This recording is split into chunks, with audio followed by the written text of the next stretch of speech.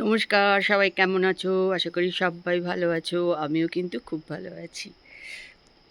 চিকমাঙ্গালুরুতে আজকে আমাদের কিন্তু শেষ দিন। আর কাল থেকে প্রচণ্ড বৃষ্টিও হয়েছে, প্রচণ্ড ঠান্ডা হাওয়া, ভীষণ ঠান্ডা হাওয়া, বেশ ঠান্ডা। কদিন খুব ভালোভাবে আমরা কাটালাম।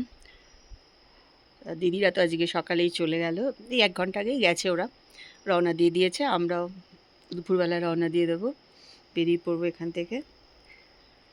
একদম কটা দিন শুধু জঙ্গলের ভেতর থাকলাম আমরা, একদম পুরো জঙ্গল, তার ভেতরে মানে কিচ্ছু নেই চারিধারে।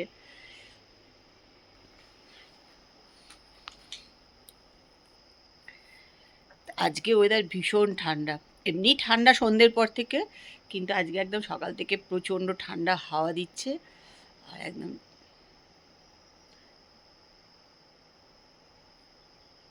শুধু গাছ, নানা রকমের গাছ, আর ভীষণ সুন্দর। সবাই মিলে অবশ্য একসঙ্গে না থাকলেই সুন্দরটা লাগবে না, একা একা থাকলে খুব একটা ভালো লাগবে না, সবাই মিলেই থাকতে হবে। তবে যারা এরকম ওয়েদার বা এরকম প্রকৃতি ভালোবাসে তাদের ভালো লাগবে, একা থাকতে অসুবিধা হবে না। তা দেখো, রাত্রিবেলা আমাদের রেগুলারই এখানে কাঠ জ্বালিয়ে আমরা বসে বসে থাকতাম, সব গান বাজনাও হতো।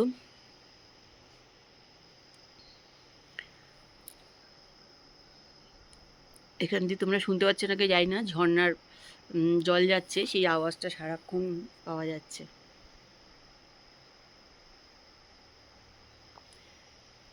চলো, ব্লগ লিগ সীমাতে সকলকে স্বাগত জানিয়ে আজকের ব্লগ কিন্তু এখান থেকেই শুরু করলাম। তোমরা আমার সঙ্গে থাকো আর ব্লগটা দেখতে থাকো। প্রচুর ভিডিও করা আছে, শর্ট ভিডিও, কিন্তু কোনোটাই ঠিকঠাক করে দেওয়া হচ্ছে না, ভিডিও দেওয়া হচ্ছে না ঠিক করে। সব আস্তে আস্তে দিয়ে দেবো। আমরা আজকে চিকমাঙ্গালুর ছেড়ে ব্যাঙ্গালোর দিকে রওনা।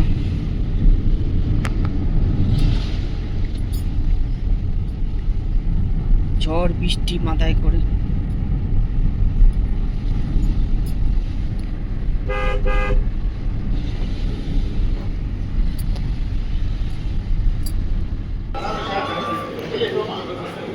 চলো, এখানে দুপুরে খাওয়া দাওয়া করবো আমরা।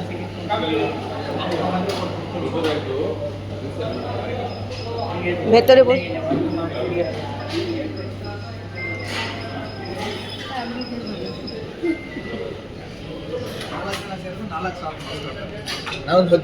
ಫ್ರೀ ಮಾಡಿ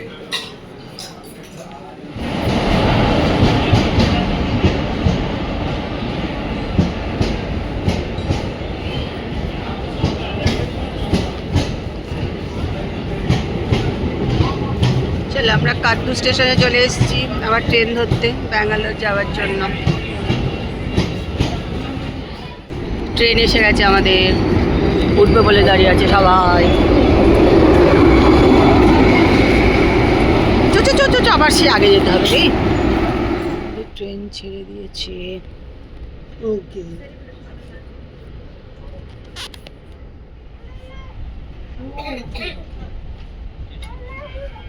আচ্ছা আচ্ছা, ওকে ওকে আন্টি, চলো।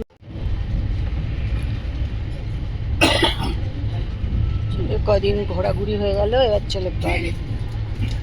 আমরা যে ট্রেনে করে এসেছিলাম সেই ট্রেনে করেই ফিরছি। ট্রেনটাও ভীষণ ভালো, সিট টিট খুব ভালো, ট্রেন পরিষ্কার, মানে আমাদের অন্তত এটা আর কি খুব পরিষ্কার।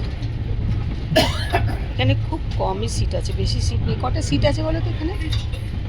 বেশি সিট নেই এখানে, অল্পই আছে, 30-35টা মনে হয় সিট আছে এখানে, চেয়ার কার।